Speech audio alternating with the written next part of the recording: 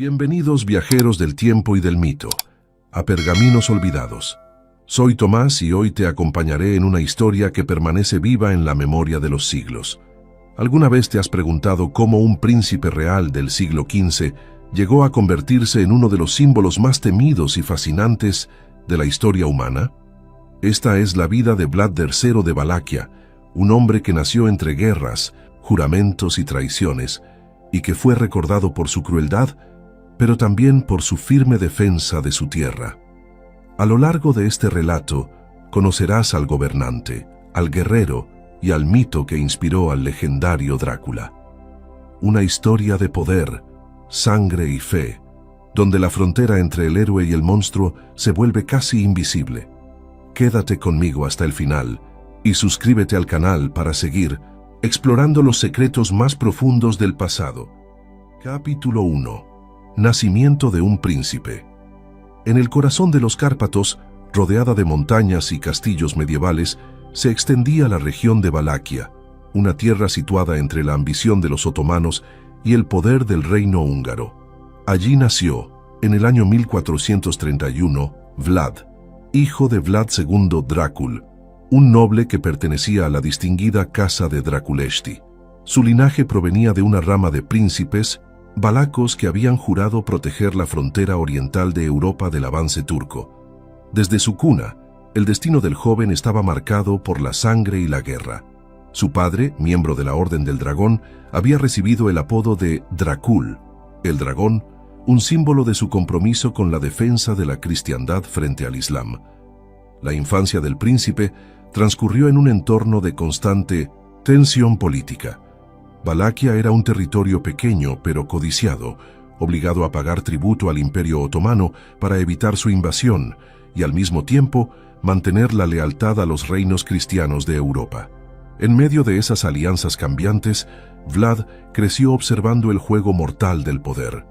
Desde los primeros años, escuchó relatos de traiciones, rebeliones y conquistas, comprendiendo que la supervivencia de su casa dependía más del ingenio que de la fuerza. Su madre, según las crónicas, era una mujer noble de Transilvania, cuya influencia le inculcó un sentido profundo de orgullo y deber hacia su estirpe. El joven heredero fue instruido en las artes de la guerra, la diplomacia y la religión ortodoxa. Aprendió a montar a caballo, manejar la espada y estudiar los textos sagrados. Los monjes que lo educaron describieron a un muchacho inteligente, reservado y observador, con una mente analítica y un temperamento intenso.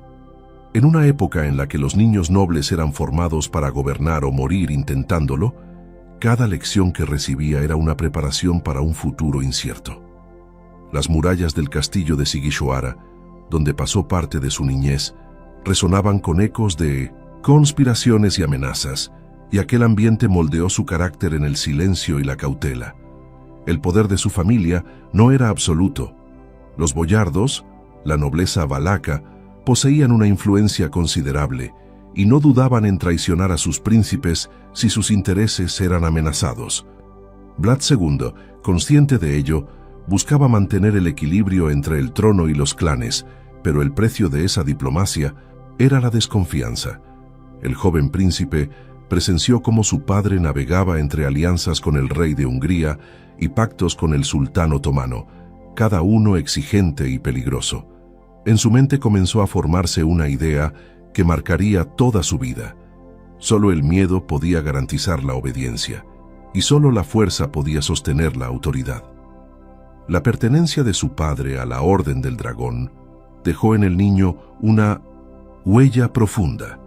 Ese símbolo, que en latín significaba Draco, representaba la lucha contra los enemigos de la fe cristiana, pero con el tiempo se asoció a la palabra Drácul, dando origen al nombre que siglos más tarde sería leyenda.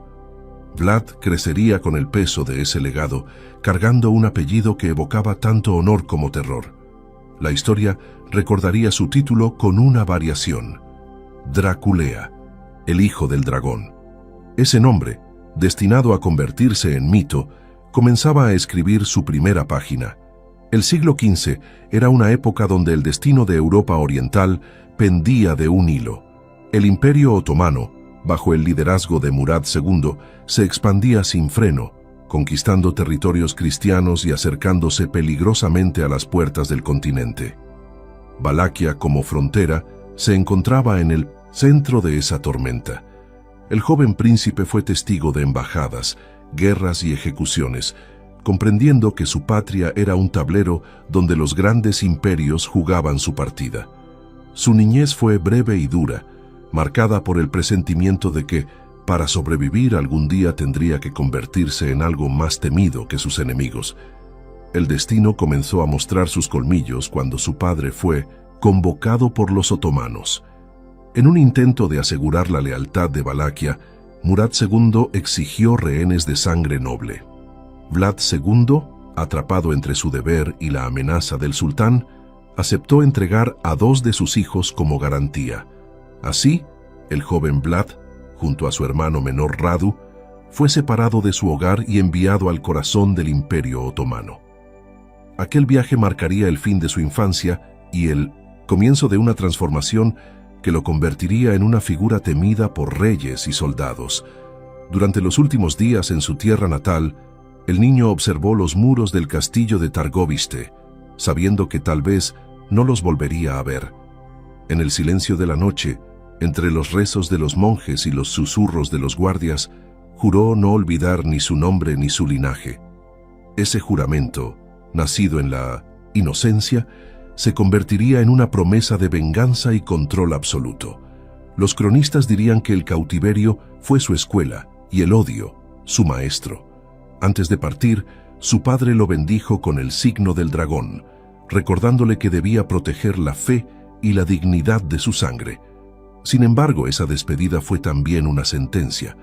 En la mente del joven quedó grabada la sensación de abandono, un vacío que más tarde llenaría con hierro y fuego. Aquella mezcla de amor, traición y deber se convertiría en el núcleo de su carácter. El convoy que lo llevó a territorio turco cruzó ríos y montañas, dejando atrás una Valaquia dividida por el miedo y la ambición. En cada paso, el joven comprendía que el mundo era un lugar cruel, donde la misericordia no tenía cabida. Los relatos dirían que, durante el viaje, guardó un silencio absoluto, observando todo con una mirada que no parecía de un niño. Ese silencio sería su escudo y su arma durante los años venideros. En la frontera, los soldados otomanos recibieron a los hermanos como prisioneros honorables. Sin embargo, detrás de la cortesía diplomática se escondía una amenaza constante. Vlad, apenas un adolescente, fue testigo de ejecuciones y torturas ordenadas por los jenízaros, el cuerpo de élite del sultán. Allí comenzó a comprender que la autoridad no residía en el amor del pueblo, sino en su temor. El destino de Valaquia quedaba en manos de la política y la fe en los juramentos. Aquel niño que partía hacia el cautiverio regresaría años después convertido en un hombre endurecido por el dolor y la desconfianza. La historia apenas comenzaba a forjar su nombre en el fuego de la guerra y la ambición. La semilla del gobernante, que el mundo recordaría como el empalador, había sido plantada en los campos grises de su niñez. Capítulo 2. El cautiverio en el Imperio Otomano. El viaje hacia el Imperio Otomano fue largo y silencioso. Los hermanos fueron conducidos a través de los Balcanes hasta llegar a Edirne, una de las principales ciudades del sultán Murad II. A pesar de su juventud, comprendieron desde el principio que ya no eran invitados, sino rehenes de un poder inmenso. Allí, entre los muros de los palacios y las torres del ejército turco, comenzó la transformación del joven heredero de Valaquia. Las promesas de seguridad eran una ilusión.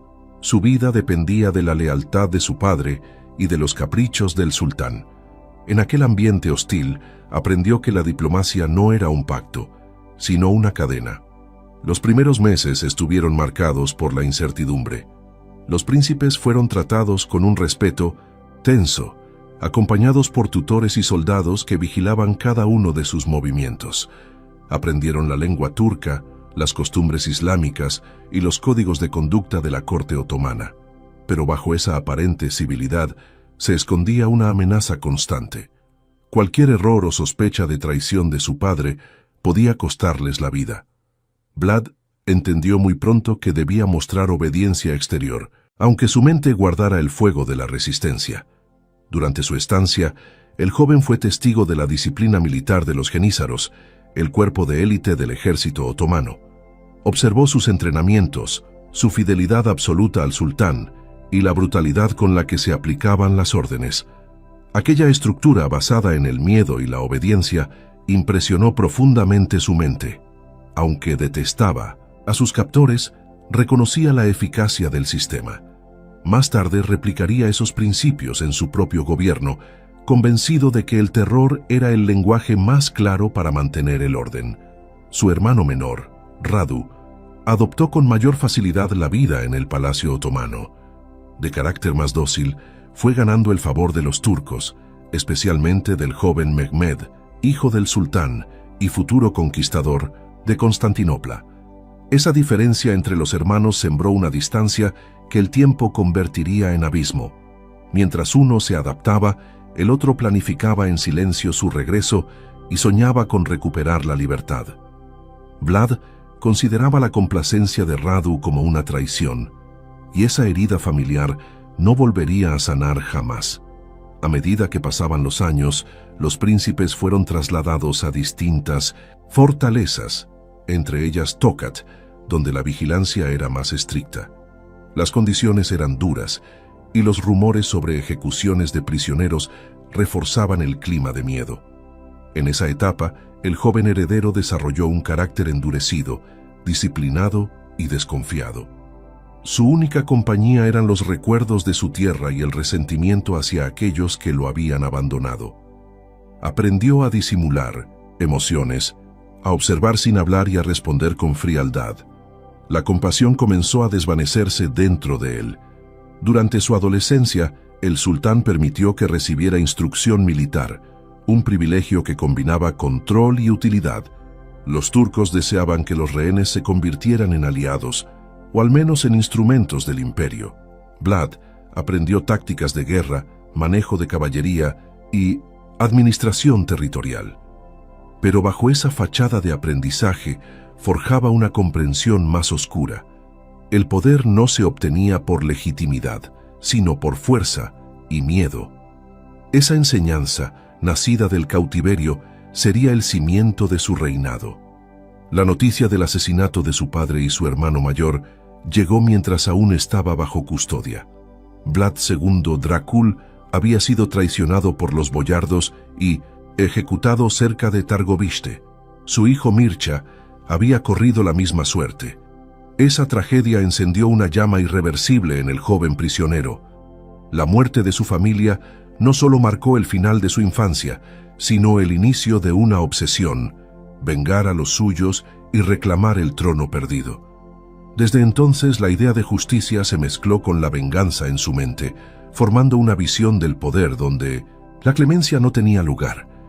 Los otomanos vieron en él un instrumento útil. Sabían que si regresaba algún día a Valaquia, sería un gobernante moldeado por su experiencia con ellos. Por esa razón, permitieron que creciera bajo su supervisión, vigilando sus gestos y su temperamento. Sin embargo, no pudieron controlar lo que germinaba en su interior. Años de humillación y desconfianza forjaron una voluntad de hierro. Cada castigo presenciado, cada súplica ignorada, se grababa en su memoria como una lección sobre el miedo y la autoridad. A diferencia de muchos rehenes, Vlad no buscó agradar a sus captores. Respondía con una cortesía medida, sin devoción ni sumisión. Su mirada se mantenía firme incluso frente a los oficiales más temidos. Esa actitud le valió castigos, pero también respeto. Algunos cronistas otomanos mencionaron su carácter indomable, un rasgo que contrastaba con la docilidad de su hermano. En los pasillos del palacio comenzó a circular la idea de que aquel joven valaco no era como los demás, que su destino estaba destinado a la violencia y al mando. Con el tiempo, presenció la caída de Constantinopla en 1453, un acontecimiento que cambió el mundo. La victoria del joven sultán Mehmed II confirmó el poder del imperio y la debilidad de Europa. Para Vlad, aquel triunfo no fue motivo de admiración, sino una advertencia. entendió que si algún día quería recuperar Valaquia, tendría que desafiar no solo a los boyardos traidores, sino también al imperio más poderoso del mundo. La derrota de Bizancio fue, para él, el anuncio de una guerra inevitable.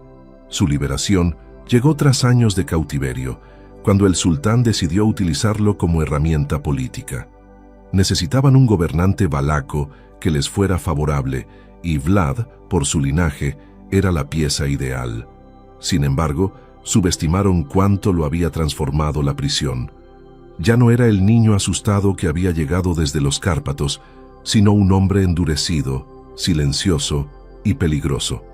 Aceptó su liberación con aparente gratitud, pero dentro de sí juró que nunca volvería a servir a otro amo. Cuando abandonó las tierras otomanas, llevaba consigo más que cicatrices y resentimientos.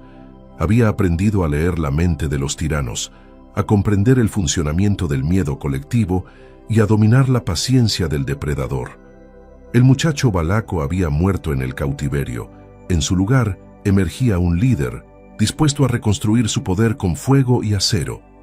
La historia del prisionero terminaba, pero la del gobernante que infundiría terror en Europa apenas estaba comenzando. Capítulo 3. Regreso a Valaquia.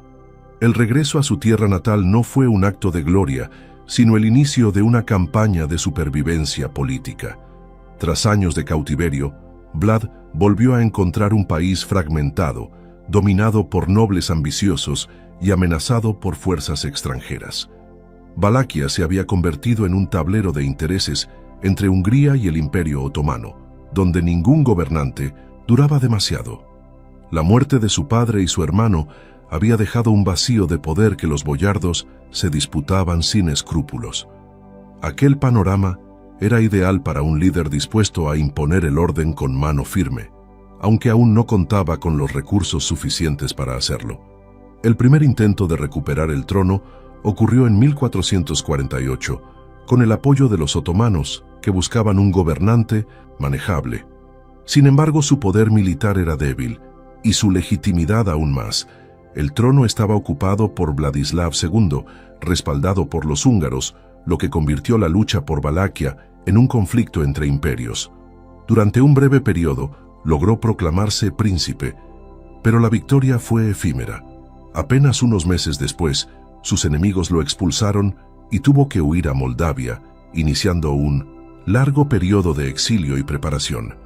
La derrota temprana fue una lección amarga. Comprendió que no bastaba con el derecho al trono, debía conquistar el miedo de quienes lo rodeaban. En Moldavia fue recibido por su tío, Bogdan II, quien gobernaba con prudencia y autoridad. Allí encontró refugio y por un tiempo, algo parecido a la paz. Estudió la política interna de la región y estableció contactos con la nobleza moldava, aprendiendo las artes del gobierno desde dentro. Sin embargo, esa tranquilidad duró poco. En 1451, su protector fue asesinado en una revuelta, obligándolo nuevamente a huir. La traición se repetía como una constante en su vida, alimentando su convicción de que la lealtad solo se mantenía bajo el temor. A finales de ese mismo año, se refugió en Transilvania bajo la protección del regente húngaro Juan Hunyadi, uno de los hombres más poderosos del sudeste europeo. Hunyadi había sido enemigo de su padre, pero reconoció el potencial político de Vlad. Entre ambos se estableció una relación de conveniencia. El húngaro veía en él una herramienta útil contra los otomanos, mientras que el valaco buscaba recuperar su posición y eliminar a su rival, Vladislav II. Durante ese periodo, participó en campañas militares y demostró su habilidad estratégica, ganando respeto entre los soldados. La caída de Constantinopla en 1453 cambió el equilibrio de poder en toda la región. Con el imperio bizantino destruido, los otomanos avanzaron hacia el corazón de Europa. Valaquia, una vez más, se convirtió en una barrera indispensable para detener su expansión. Vlad comprendió que si quería gobernar, debía transformarse en algo más que un príncipe legítimo. Debía convertirse en un símbolo de resistencia, aunque su método fuera el terror.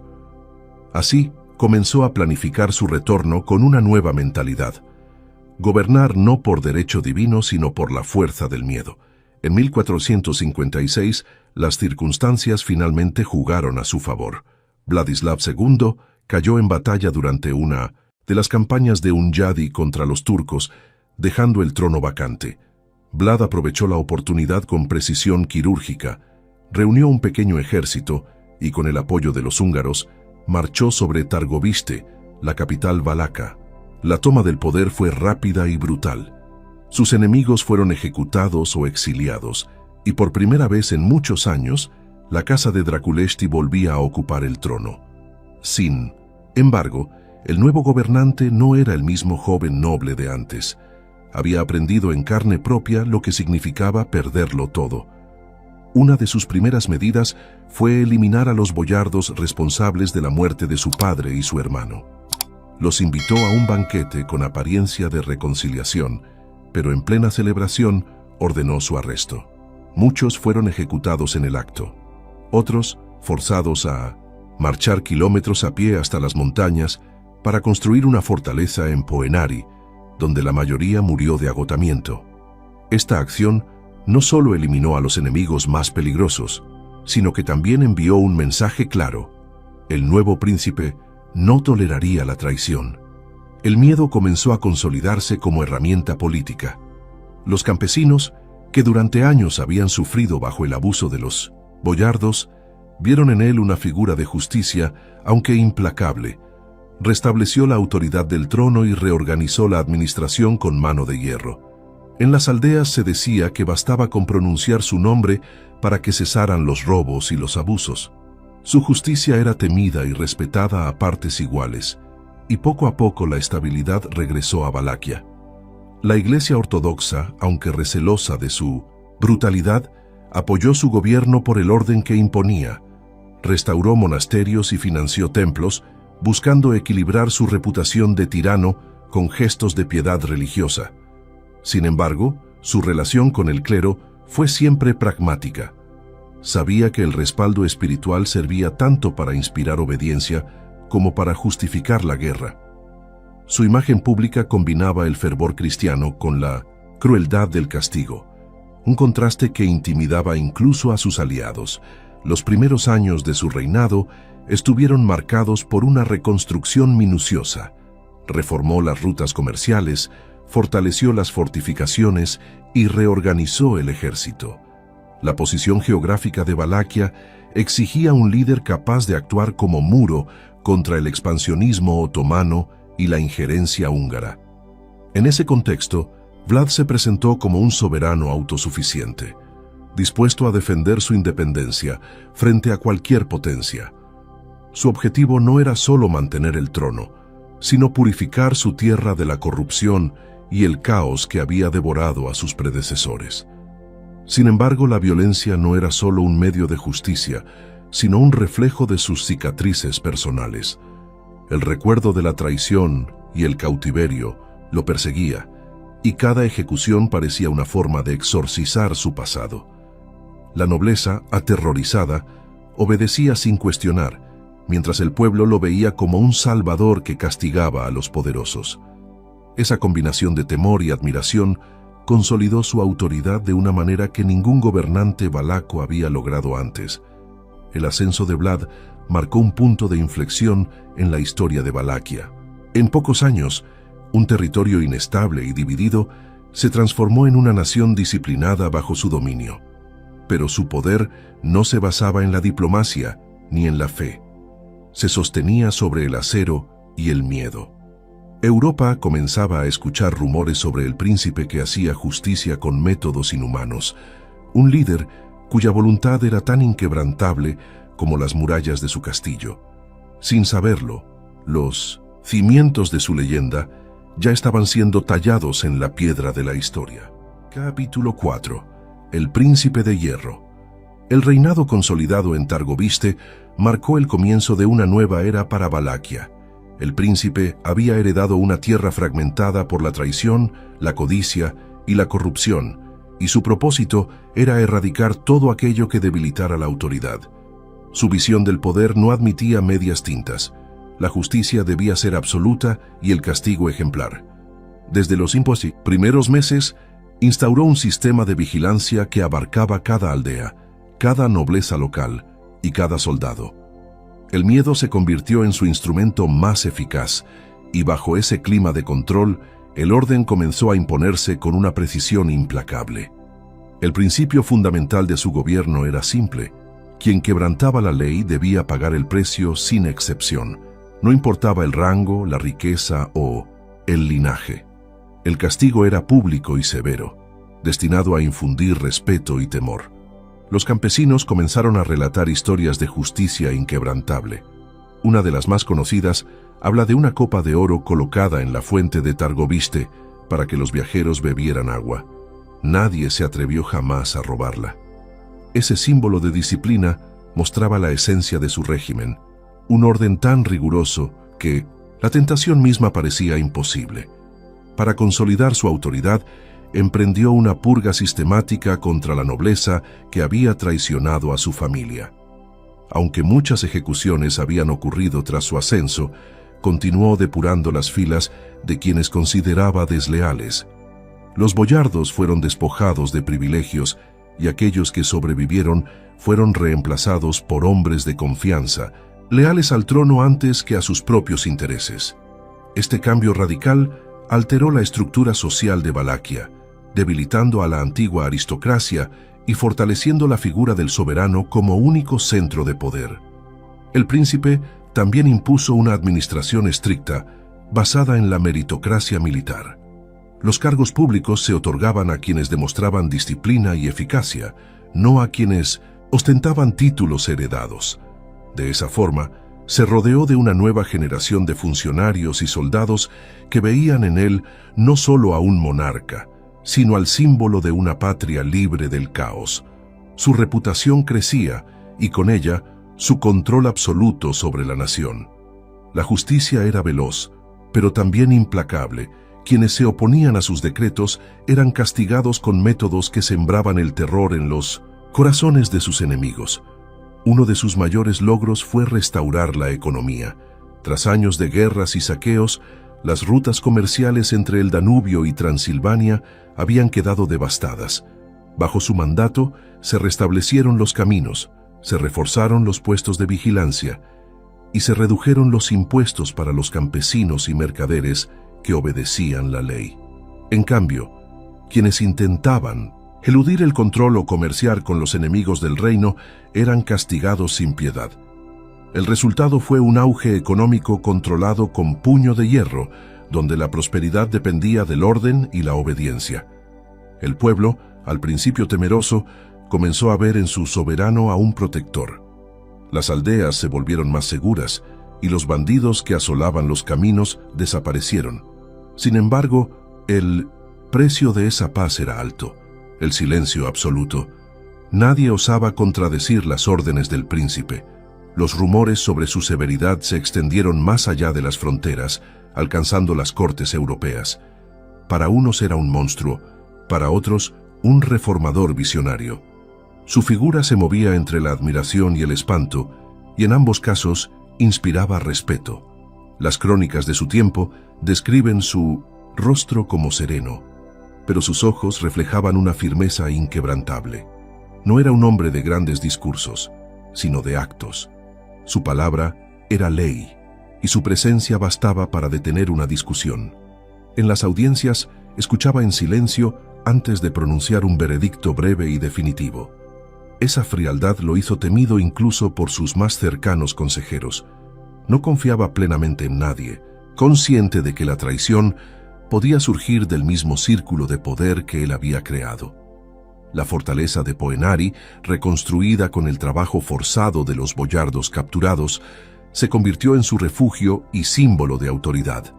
Situada en un acantilado sobre el río Argesh, la fortaleza dominaba el paisaje con una vista imponente. Desde allí supervisaba su reino, vigilando rutas, enviando órdenes y asegurando su dominio. La fortaleza no solo representaba el poder militar, sino también su aislamiento personal. Cada piedra levantada por manos esclavas era un recordatorio de su victoria sobre la traición y también de su creciente desconfianza hacia el mundo. Su política exterior fue calculada con la misma frialdad que sus actos internos. Mantuvo una relación ambigua con el Imperio Otomano. Pagaba tributo para evitar invasiones, pero al mismo tiempo reforzaba sus defensas y mantenía contactos secretos con Hungría. Su objetivo era mantener la independencia de Valaquia a cualquier costo, utilizando la diplomacia como un arma temporal. Sabía que el enfrentamiento con los turcos era inevitable, pero planeaba retrasarlo hasta consolidar completamente su poder interno. Durante estos años, también promovió la moralidad pública con leyes estrictas. Castigó el adulterio, la corrupción y el robo con la misma severidad que la traición política.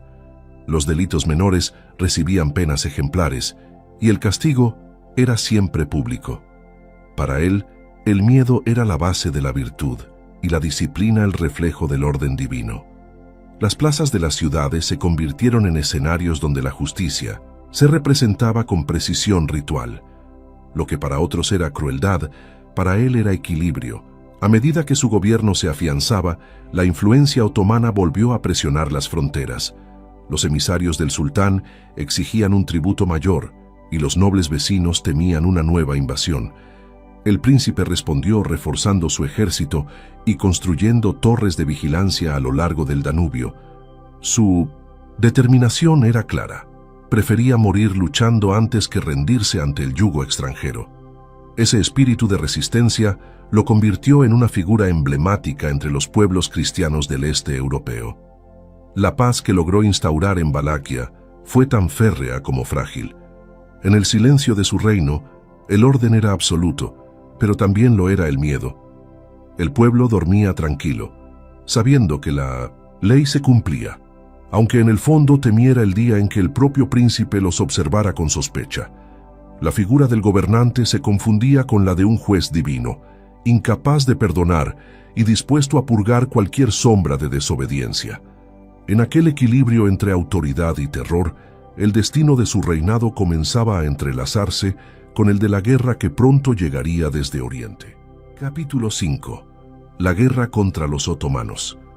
La tensión entre Valaquia y el Imperio Otomano alcanzó su punto máximo en la década de 1460.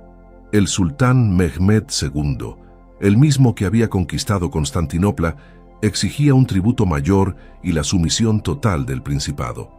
Para el soberano valaco, esa exigencia era una humillación inaceptable. Decidido a romper con cualquier vínculo de vasallaje, interrumpió los pagos y mandó ejecutar a los emisarios turcos que llegaron a reclamarlo. Según las crónicas, cuando se negaron a quitarse el turbante ante su presencia, ordenó que se lo clavaran en la cabeza con clavos. Aquel gesto brutal fue el anuncio de una guerra sin precedentes. La respuesta otomana fue inmediata. El sultán envió a Vlad conminaciones diplomáticas que fueron ignoradas, y poco después mandó un ejército de avanzada para castigar su insolencia. El príncipe valaco conocía demasiado bien a su enemigo. Sabía que el poder de los turcos no estaba solo en su número, sino en su organización y disciplina. Por eso decidió usar el terreno a su favor. Preparó emboscadas en los bosques, destruyó los puentes sobre el Danubio y empleó tácticas de guerra psicológica. Cada avance otomano encontraba pueblos vacíos y caminos sembrados de trampas y cadáveres empalados. Era la guerra del miedo, y él la dominaba a la perfección. La campaña de 1461 a 1462 fue una de las más sangrientas del sudeste europeo. Valaquia se convirtió en un campo de batalla cubierto de humo y silencio.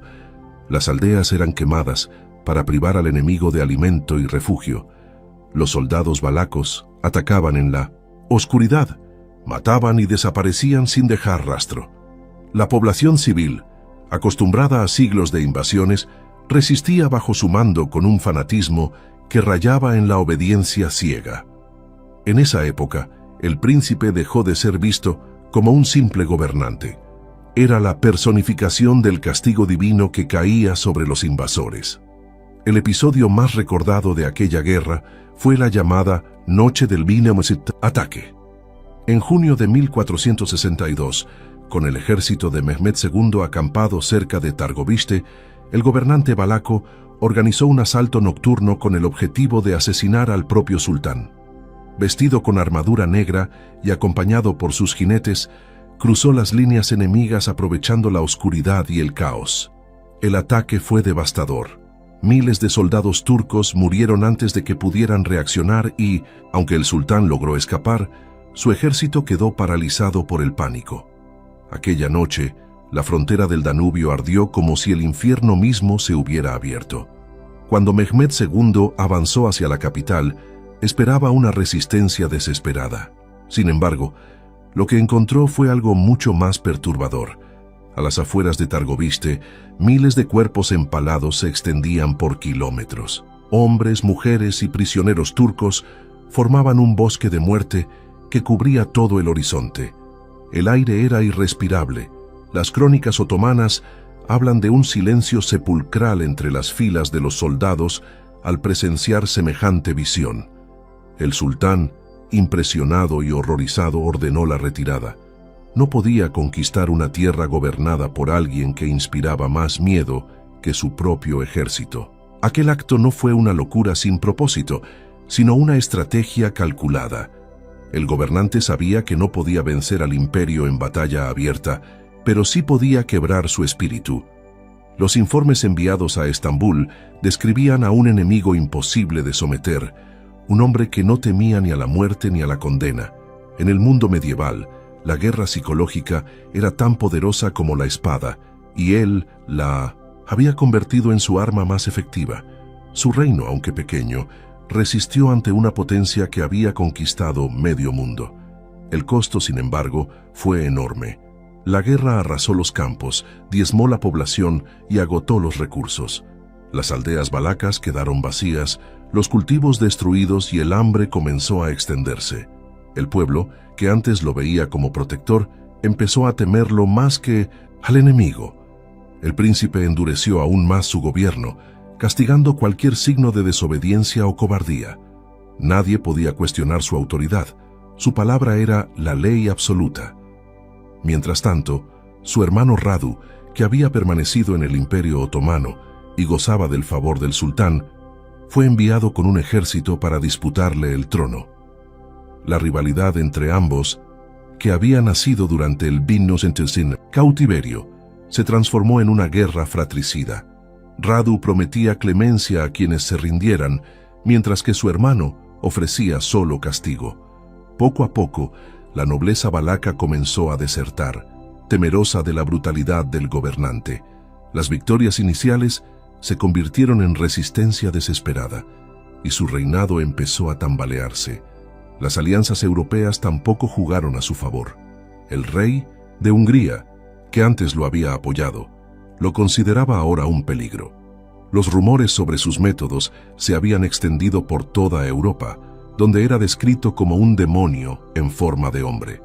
Los cronistas sajones, especialmente los de Transilvania, publicaron panfletos que relataban atrocidades en detalle: aldeas enteras destruidas, comerciantes empalados, niños castigados. Aunque muchas de esas historias fueron exageradas, consolidaron su fama como uno de los gobernantes más crueles del continente. La campaña otomana finalmente logró avanzar hasta las fortalezas del norte. Rodeado, sin recursos y traicionado por parte de sus propios nobles, el príncipe se retiró hacia Transilvania buscando apoyo de su antiguo aliado, el rey Matías Corvino. Sin embargo, este lo recibió con desconfianza. En lugar de ayuda, encontró la traición. Fue arrestado bajo acusaciones de conspirar con los turcos. Así terminó la primera gran guerra de su vida, no con la derrota en el campo de batalla, sino con la prisión. El final de la campaña de 1462 marcó una nueva etapa en la historia de los Balcanes. Aunque el sultán no logró conquistar Valaquia de manera permanente, el país quedó debilitado y dividido. Su líder, que había desafiado al imperio más poderoso del mundo, se encontraba ahora en cadenas, prisionero de quienes alguna vez llamara aliados. Pero la sombra de su nombre seguía extendiéndose por toda Europa, alimentando tanto el miedo como la fascinación. En los años siguientes, las crónicas europeas narrarían sus hazañas con mezcla de horror y admiración. Algunos lo veían como un mártir que defendió la cristiandad frente al Islam. Otros, como un monstruo que se deleitaba con el sufrimiento.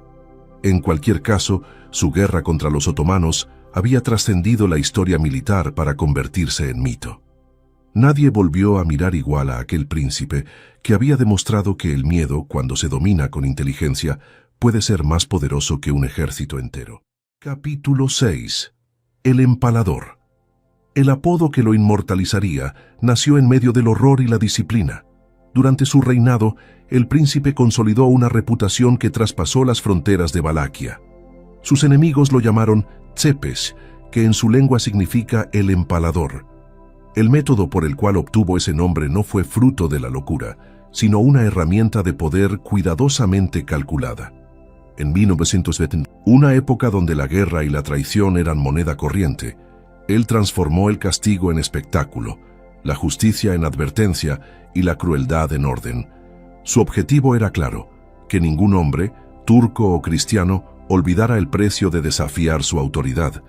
El empalamiento no era una invención suya, era un método antiguo utilizado en Asia y Europa Oriental.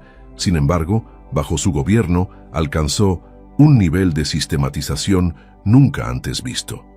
Los condenados eran atravesados por una estaca afilada que, cuidadosamente lubricada, se introducía por el cuerpo sin dañar órganos vitales de inmediato, prolongando el sufrimiento durante horas, incluso días. Los cuerpos eran luego exhibidos en plazas, caminos y entradas de ciudades. No lo hacía por placer, sino por efecto. Su intención era doble: castigar y advertir. En su lógica, un solo acto de terror podía evitar 100 actos de rebeldía. Las razones detrás de estos castigos eran variadas. Algunos eran enemigos capturados en batalla, otros nobles corruptos, traidores o ladrones reincidentes. Incluso los embajadores que faltaban al protocolo eran castigados sin miramiento. Para el príncipe, la ley era un principio absoluto y quebrantarla, una ofensa personal contra su autoridad. Las crónicas locales cuentan que el número de empalamientos llegó a decenas de miles. Aunque las cifras fueron exageradas por sus detractores, la magnitud del fenómeno no puede negarse. Los bosques de lanzas se convirtieron en un símbolo tan poderoso que la sola mención de su nombre bastaba para detener una revuelta. Más allá de la brutalidad, existía en sus actos un cálculo político preciso. En un territorio situado entre imperios hostiles, la única forma de mantener la independencia era a través del miedo. Su justicia no diferenciaba entre extranjero o compatriota. El castigo era universal. En esa frialdad residía su eficacia. Los campesinos sabían que bajo su mando nadie estaba por encima de la ley, ni siquiera los nobles, y esa percepción le otorgó una autoridad casi divina. Lo que para sus enemigos era tiranía, para su pueblo fue orden. El empalamiento también funcionó como arma psicológica contra los invasores otomanos. Los prisioneros capturados durante las incursiones eran ejecutados públicamente antes de las campañas militares. Sus cuerpos formaban verdaderos muros de muerte que se extendían por kilómetros. Los soldados turcos, acostumbrados a infundir terror, comenzaron a temer a aquel príncipe que respondía a la violencia con una ferocidad aún mayor. Los relatos sobre su crueldad circularon por toda Anatolia, y muchos ejércitos preferían desertar antes que enfrentarlo. En la guerra del miedo, él era invencible, pero el horror no solo afectaba a los enemigos externos. Dentro de Valaquia, su política del terror mantenía la obediencia a costa del alma. Los mercados permanecían en silencio, las calles limpias y las leyes intactas, pero el precio de esa armonía era el temor constante. Los espías del príncipe se mezclaban entre la población, vigilando a todos. Un rumor, una crítica o una sospecha bastaban para desaparecer. El pueblo vivía en una paz sin alegría, donde la seguridad era un privilegio, otorgado por la sumisión. Los relatos sajones de Transilvania fueron los primeros en transformar su figura en leyenda.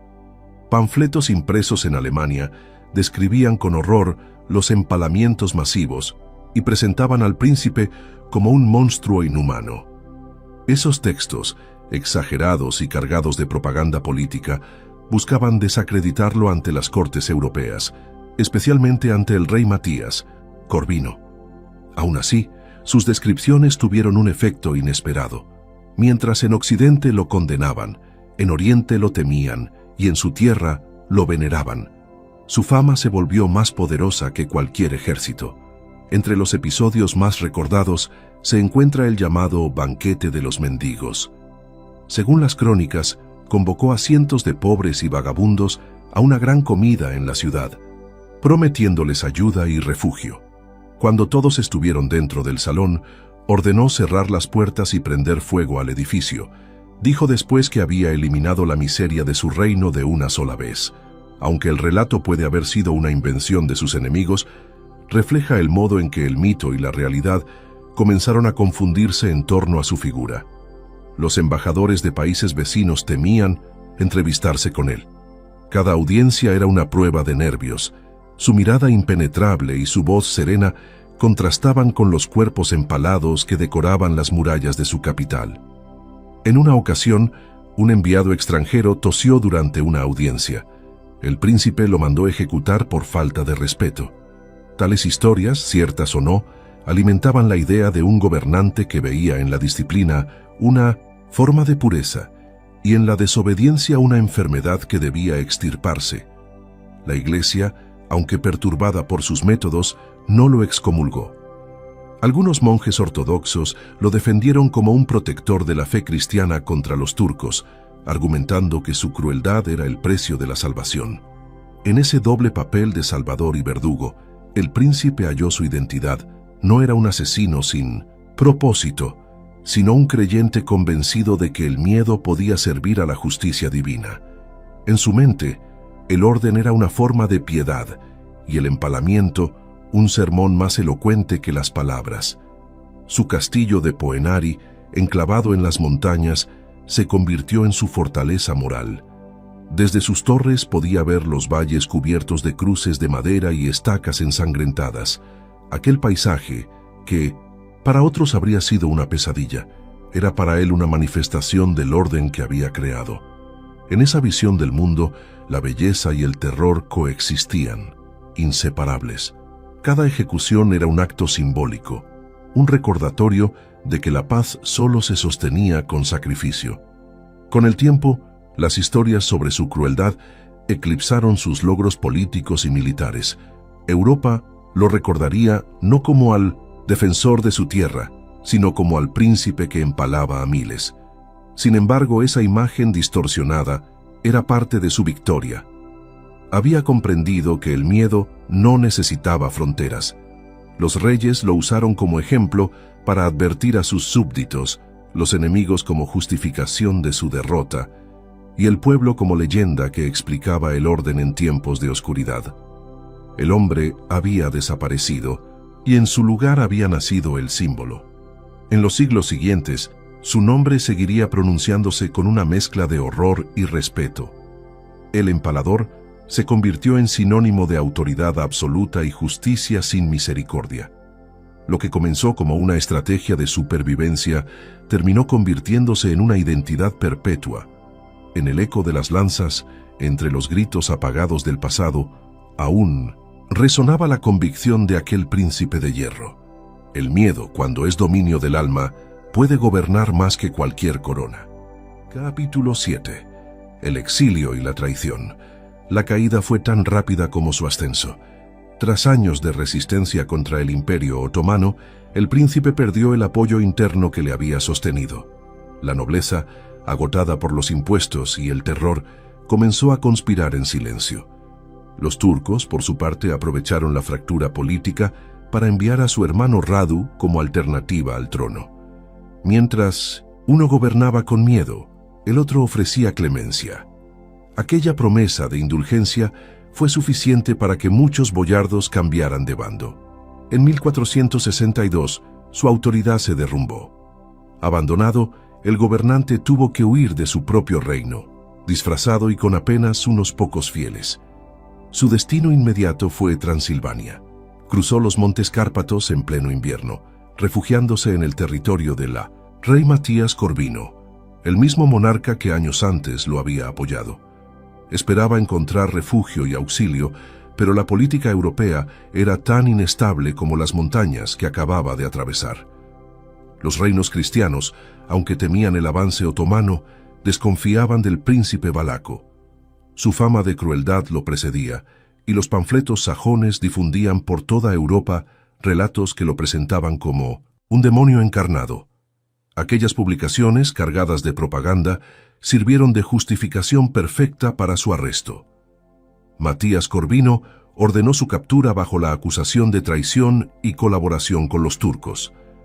Las pruebas eran falsas, cartas forjadas que supuestamente demostraban su pacto con el sultán. La ironía era cruel. El hombre que había sacrificado todo por resistir al imperio otomano era ahora acusado de servirle. Fue encadenado y trasladado a Buda, donde comenzó un cautiverio que duraría más de una década. Allí, entre los muros húmedos de una prisión real, comenzó la etapa más sombría de su vida. Durante los primeros años de encierro, fue tratado como un prisionero peligroso. Nadie se atrevía a acercarse demasiado y los guardias lo vigilaban con temor. La corona húngara, sin embargo, pronto comprendió el valor simbólico que tenía aquel cautivo.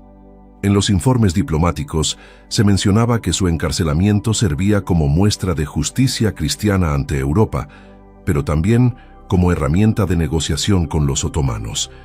Era una vez más un peón en el tablero político que tanto había intentado dominar. La soledad del encierro lo transformó profundamente. Privado del mando y la guerra, dedicó su tiempo a la reflexión y la oración. Algunos cronistas mencionan que fue instruido por monjes franciscanos y que, en esos años, adoptó el catolicismo. No se sabe con certeza si fue una conversión sincera o una estrategia para recuperar la confianza del rey Matías. Lo cierto es que su mente, endurecida por la batalla, comenzó a templarse en el silencio. No dejó escritos, pero las crónicas lo describen como un hombre que hablaba poco, que meditaba sobre la fragilidad del poder y la traición humana. Mientras tanto, Valaquia quedó bajo el dominio de su hermano Radu, ahora aliado del Imperio Otomano. Sin embargo, su gobierno no logró estabilidad. Las guerras fronterizas continuaban y los turcos exigían más tributos. Los boyardos, que habían creído librarse del terror, descubrieron que la sumisión traía un precio distinto. Entre los valacos comenzó a circular un rumor. El verdadero príncipe seguía vivo y algún día regresaría. Así, incluso desde la prisión, su figura seguía inspirando miedo y esperanza en igual medida. Después de varios años, las circunstancias políticas cambiaron. La expansión otomana hacia el norte despertó nuevamente el temor en Europa Central. En ese contexto, el antiguo prisionero recuperó su valor. Matías Corvino comprendió que podía utilizarlo como líder militar contra los turcos y en 1475 permitió su liberación parcial. No recuperó su libertad plena, pero fue trasladado a una residencia vigilada en Transilvania, donde comenzó a reorganizar un pequeño ejército de exiliados valacos. Su nombre, que había sido símbolo de terror, volvía a resonar como el de un guerrero necesario. Durante ese periodo, contrajo matrimonio con una noble húngara, posiblemente pariente del propio rey Matías. Esa unión le garantizó cierta estabilidad y reforzó su posición política. Tuvo hijos y por un breve tiempo pareció haber encontrado una nueva vida lejos del trono. Sin embargo, la ambición y el sentido del deber seguían vivos en su interior.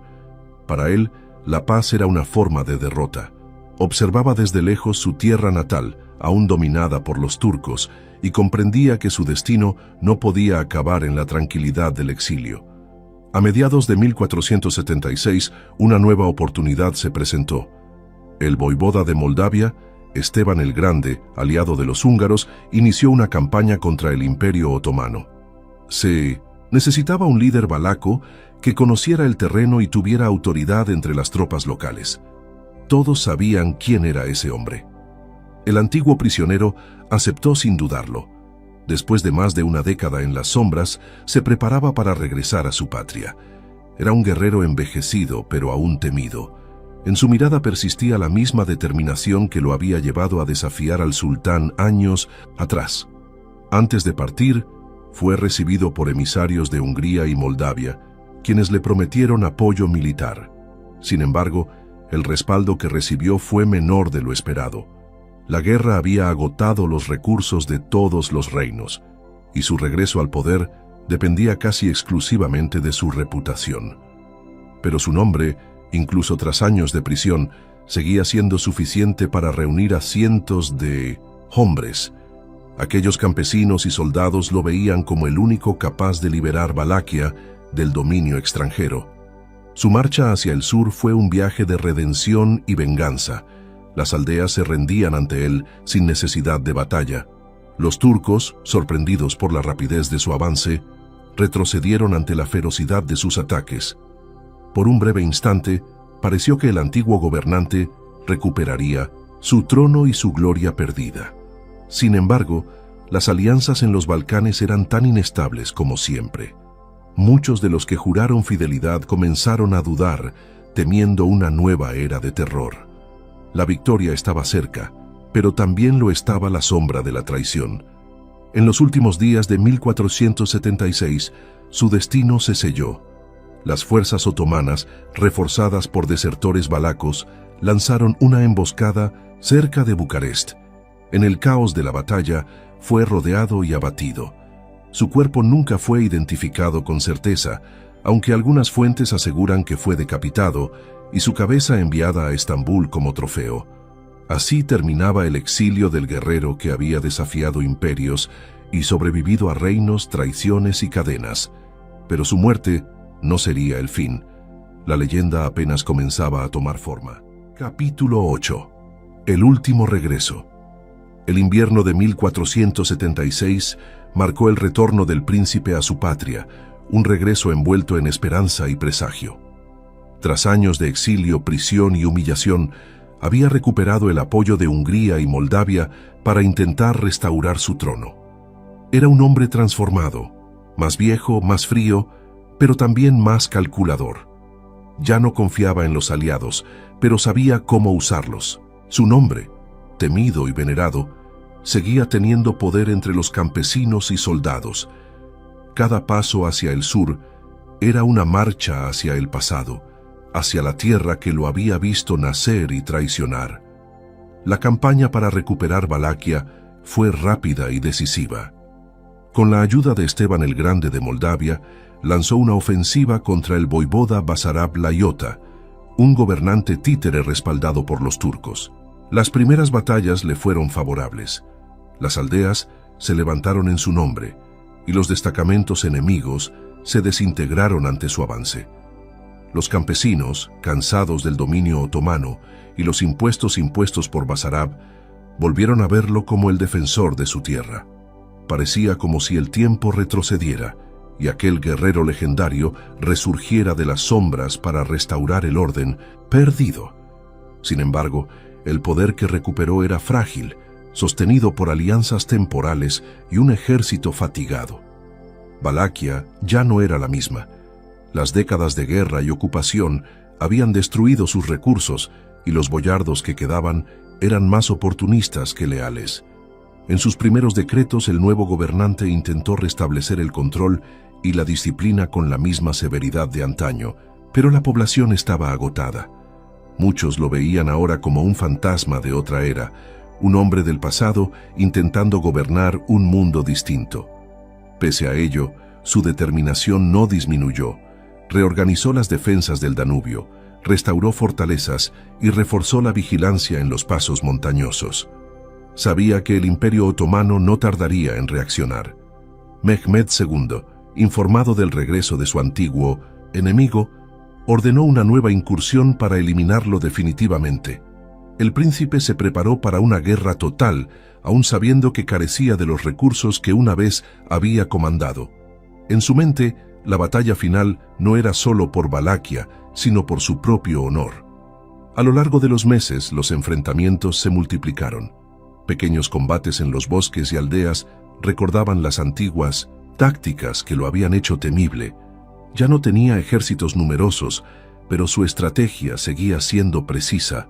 Sus hombres atacaban por sorpresa, incendiaban los campamentos enemigos y desaparecían entre la niebla.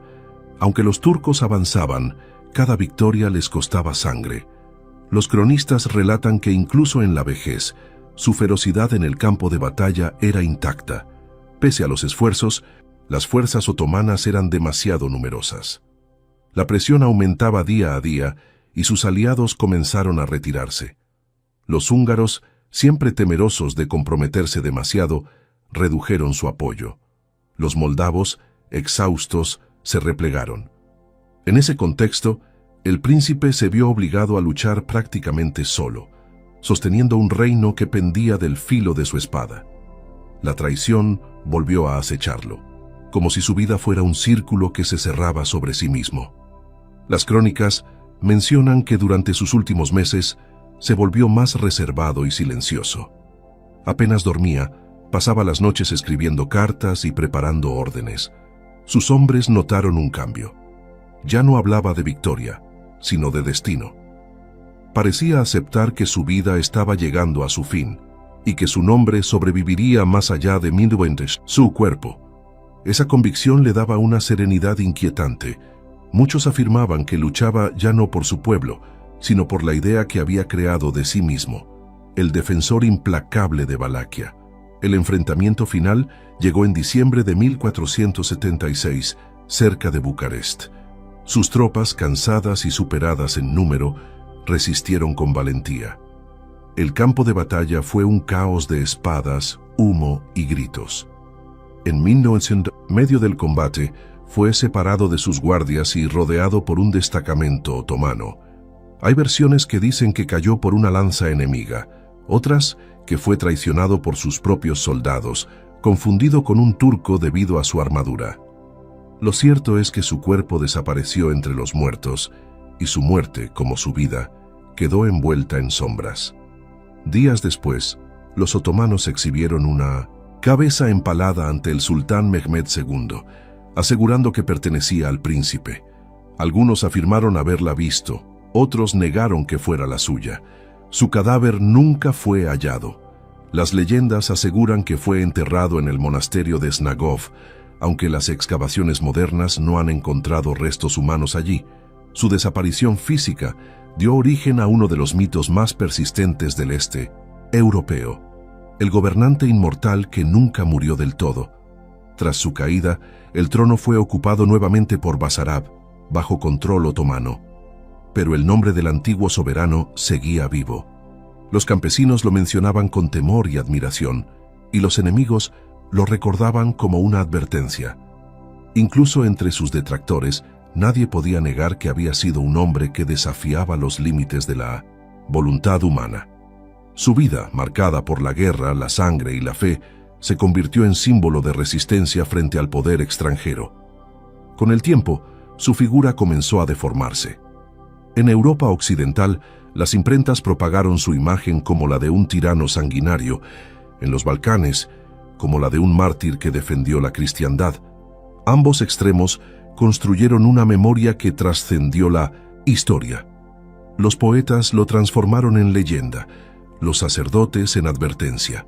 Así, el hombre que buscó imponer orden por medio del miedo terminó convirtiéndose en mito, mitad humano y mitad sombra. El regreso final del príncipe no fue una restauración de poder, sino una última ofrenda a su destino. En su mente, la muerte no era una derrota, sino una forma de permanencia. Había nacido entre traiciones y murió entre ellas, pero nunca cedió. Su reinado terminó, pero su nombre se hizo eterno. Entre los bosques del Danubio y las ruinas de sus fortalezas, aún parecía resonar su juramento, que ningún invasor dominaría su tierra sin pagar un precio en sangre. Capítulo 9. Legado y misterio.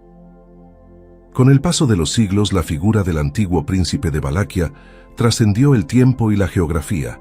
Su nombre, pronunciado primero con miedo y luego con fascinación, se convirtió en sinónimo de poder absoluto. Lo que en su vida fue historia, Después de su muerte se transformó en mito. La línea que separaba al hombre del monstruo se desdibujó, y el eco de sus acciones siguió resonando mucho después de que su cuerpo desapareciera. Ningún otro gobernante de Europa del Este logró dejar una huella tan profunda, ni una sombra tan persistente. En los registros contemporáneos fue descrito con matices contradictorios. Los cronistas alemanes y sajones lo retrataron como un déspota sanguinario, un hombre sediento de tortura. En cambio, los documentos rumanos lo recordaron como un soberano firme que defendió su tierra del dominio extranjero. Esa dualidad, construida entre el horror y el heroísmo, cimentó la complejidad de su legado. Cada pueblo, cada época, reinterpretó su figura según su necesidad. Unos lo maldijeron, otros lo veneraron. En el fondo, todos reconocieron su fuerza inhumana. Durante el Renacimiento, su historia continuó circulando a través de panfletos impresos en Europa Central. Aquellos textos, escritos en un tono casi sensacionalista, describían con detalle los empalamientos, las ejecuciones y las atrocidades que habría cometido. Algunos relatos mencionaban números imposibles, decenas de miles de víctimas, con el único propósito de alimentar el morbo. Sin saberlo, esas narraciones estaban sentando las bases del mito literario que, siglos después, conquistaría la imaginación occidental. Mientras su reputación se deformaba en Occidente, en su tierra natal, su memoria sobrevivía en silencio. En las aldeas de Valaquia y Transilvania se contaban historias sobre un príncipe que castigaba a los corruptos y protegía a los inocentes. Se decía que su espíritu aún vagaba entre los bosques, vigilando que ningún invasor profanara la tierra que había defendido. Para el campesinado no era un monstruo, sino un protector, un símbolo del poder que nace de la justicia, aunque sea cruel. A partir del siglo XIX, la leyenda comenzó a renacer bajo una nueva forma. Los viajeros y eruditos europeos que exploraban los Balcanes redescubrieron su historia y quedaron fascinados por la mezcla de barbarie y nobleza. Entre ellos se encontraba Bram Stoker, un escritor irlandés que siglos después de su muerte transformaría su nombre en inmortal. Inspirado por las crónicas sobre el voivoda Drácula, tomó elementos de su biografía para crear un nuevo símbolo del miedo, el conde vampiro que lleva su nombre. La novela de Stoker, publicada en 1897, no era una biografía histórica, sino una reinterpretación gótica. Sin embargo, el vínculo era innegable. El apellido Drácula, derivado del título que su padre había llevado, miembro de la Orden del Dragón, Drácul, se convirtió en el emblema de lo sobrenatural. El vampiro literario nació del eco de un príncipe que había utilizado el miedo como arma política. De ese modo, el mito de la sangre encontró en la pluma de un escritor su nueva inmortalidad. El impacto cultural fue inmenso. A través del personaje de Stoker, la figura del antiguo gobernante cruzó fronteras y siglos, convirtiéndose en un arquetipo universal del mal. Pero detrás del monstruo de ficción persistía el hombre real, un líder que había vivido entre el fuego de las guerras, la fe y la traición. Su historia, despojada de fantasía, seguía siendo más perturbadora que cualquier leyenda. La crueldad que una vez fue condenada se transformó con el tiempo en símbolo de disciplina y fuerza inquebrantable. En Rumania, su memoria fue reivindicada con orgullo nacional. Los historiadores modernos lo reconocen como un príncipe que luchó por la independencia y la unidad de su pueblo, enfrentándose simultáneamente a potencias mucho mayores. Su política brutal, aunque inaceptable a los ojos del presente, fue interpretada como un reflejo de los tiempos en que vivió. Para muchos, su nombre representa la resistencia contra la dominación extranjera y la defensa de la identidad cristiana frente al Islam otomano. Los lugares asociados con su vida se convirtieron en parte del imaginario popular. El castillo de Poenari, reconstruido sobre las ruinas que los boyardos habían levantado bajo su orden, se alza todavía sobre las montañas del Argesh, como testimonio silencioso de su poder. También el monasterio de Snagov, donde algunos creen que yace enterrado, atrae peregrinos y curiosos. Entre las brumas del Danubio, la frontera de su antiguo reino parece conservar su espíritu, como si su sombra aún vigilara los caminos que una vez defendió. A lo largo de los siglos, su figura ha sido objeto de estudios, películas, novelas y leyendas. Se le ha retratado como héroe nacional, como demonio inmortal, como mártir y como símbolo del orden absoluto. Cada versión revela más sobre quienes lo reinterpretan que sobre el hombre real. Sin embargo, todas coinciden en algo: su historia no puede olvidarse. El miedo y la fascinación que inspira son, al mismo tiempo, su condena y su gloria. El misterio de su tumba ha alimentado teorías durante generaciones. Algunos sostienen que fue enterrado en secreto para evitar profanaciones. Otros afirman que su cuerpo nunca existió, que escapó de la muerte y se perdió entre los montes. En la mentalidad popular, su desaparición física fue la prueba final de su inmortalidad. El príncipe que desafió imperios y sobrevivió a sus enemigos parecía haber escapado también al tiempo. Hoy su nombre sigue resonando entre las piedras de los castillos medievales y las páginas de la historia. Ni santo ni demonio, Vlad III fue el reflejo más extremo de su época. Un hombre que comprendió que el miedo podía construir reinos. Su vida, tejida entre el honor y la brutalidad, dio origen a una de las leyendas más duraderas de la humanidad. Entre el mito y la realidad permanece como una advertencia y un símbolo, recordando que el poder, cuando se sostiene sobre el terror, puede conquistar la eternidad, pero jamás la paz. Pero jamás la paz. Pero jamás la paz. Pero jamás la paz. Pero jamás la paz. Pero jamás.